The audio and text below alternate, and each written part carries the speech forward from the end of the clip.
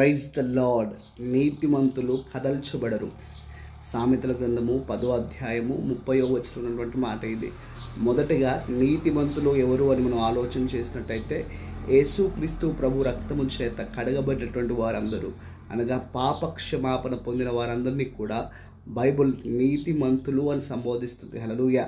అయితే ఇప్పుడు నేను నీతిమంతులమే అనేటువంటి సత్యాన్ని మరవరాదు. నీతిమంతుల్ని కదిలించడానికి వారి జీవితంలో, అనగా విశ్వాస యాత్రలో అనేక ప్రకంపనలు రేగినటువంటి సందర్భం మనకు తెలిసిందే. అందును గూర్చి అబ్రహాము జీవితాన్ని మనం ఆలోచన చేసినట్టయితే ఎన్నో ప్రకంపనలు ఆయన జీవితంలో రేగాయి. అయితే అబ్రహాము దేవుని వైపు చూశాడు. హల్లెలూయా.